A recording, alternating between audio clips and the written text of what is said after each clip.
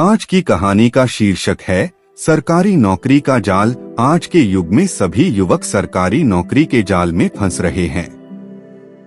ये जाल क्या है और आप कैसे इसमें फंसते जा रहे हैं, हम आपको इस कहानी के माध्यम से बताने जा रहे हैं। अजय और विजय नाम के दो दोस्त थे। दोनों ही मिडिल क्लास परिवार के थे। दोनों ने अपनी ग्रेजुएशन साथ में पूरी की थी। दोनों ने एक साथ यूपीएससी की परीक्षा के लिए आवेदन कर दिया। दोनों ने अपना पढ़ाई का शेड्यूल भी बना लिया था।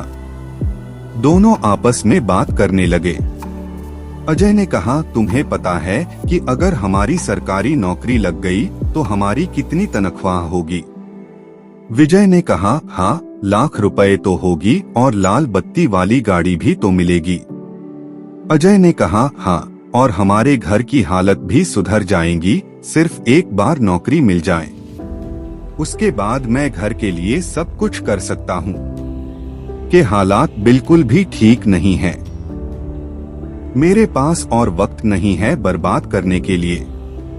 विजय ने कहा, अरे यार, तुम इतनी आसानी से अपना सपना छोड़ दोगे? छोटी मोटी नौकरी से तुम्हारा क्या ही होगा। अजय बोला, मैं समझ चुका हूँ विजय, एग्जाम मुझसे क्लियर नहीं होगा तो मैं क्यों खुद से झूठ बोलूं। इससे अच्छा है मैं किसी और फील्ड में मेहनत करूं। ऐसा कहकर अजय चला गया। विजय सोचने लगा, इसने तो 2 साल में ही हार मान ली, लेकिन मैं हार नहीं मानूंगा। जब तक एग्जाम क्लियर नहीं हो जाता मैं पेपर देता रहूंगा। विजय ने 3 और अटेम्प्ट दिए, लेकिन फिर भी क्लियर नहीं कर पाया। उसके दिमाग में आता है वह यह सब छोड़ के कोई नौकरी कर ले, लेकिन फिर वह सोचता कि अगर सरकारी नौकरी लग गई तो फिर इतना पैसा होगा कि जिंदगी बड़े आराम से गुजरेगी। नौकरी होगी तभी मनपसंद की लड़की से शादी कर पाऊंगा, दहेज में बड़ी कार मिलेगी और बहुत सारा पैसा भी। बिना नौकरी के कोई भी दहेज नहीं देगा। इस तरह विजय खुद को मोटिवेट कर लेता था। अजय ने इन 3 सालों में नया काम सीख लिया और वही करने लगा। इस बीच उसने विवाह भी कर लिया। वह अपनी जिंदगी में खुश था। विजय यूं ही अटेम्प्ट देता रहा और उसके जीवन के कीमती साल यूं ही गुजरते रहे।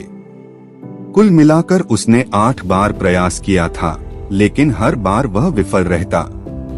अब उसके सब्र का बांध टूटने लगा था।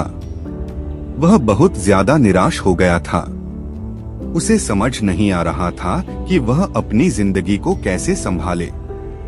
सब लोग उससे आकर पूछते थे, क्या तुम्हारा एग्जाम क्लियर हुआ? और वह हर बार ना कहता। उसे शर्म भी आने लगी थी, इसके कारण वह चिड़चिड़ा सा हो गया था।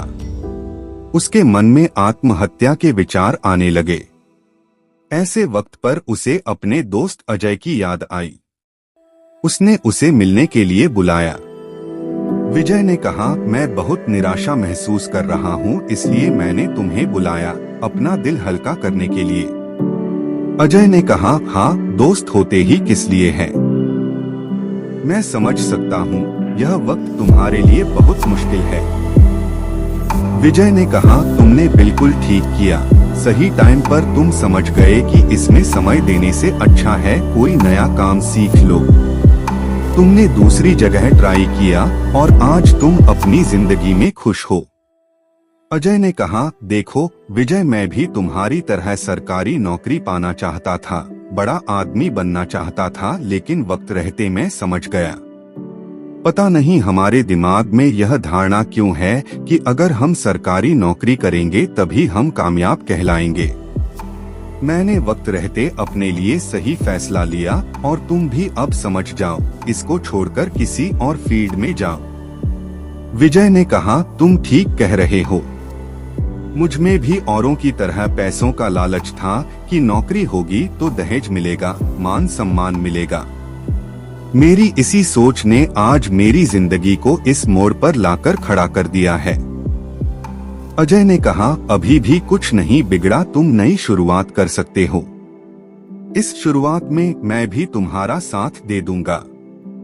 अजय की बातों का विजय पर काफी कम असर हो पाया और कुछ दिनों बाद विजय ने आत्महत्या कर ली। अजय को जब इस बात का पता चला तो वो काफी दुखी हुआ। विजय नौकरी के जाल से खुद को बाहर नहीं निकाल सका, लेकिन आप अपने आप को इस जाल से बाहर निकाल सकते हो। ये बात आपको समझनी पड़ेगी कि बढ़ती जनसंख्या के कारण सबको नौकरी मिल पाना संभव नहीं है। आपको बैकअप के तौर पर एक स्किल सीखना जरूरी है, ताकि यदि आपको नौकरी भी न मिली तो ये स्किल आपकी पहचान बन सके। नौकरी की तैयारी करना गलत नहीं है, लेकिन जीवन अनमोल है। सिर्फ नौकरी न मिलने की बात पर इसे खत्म न करें।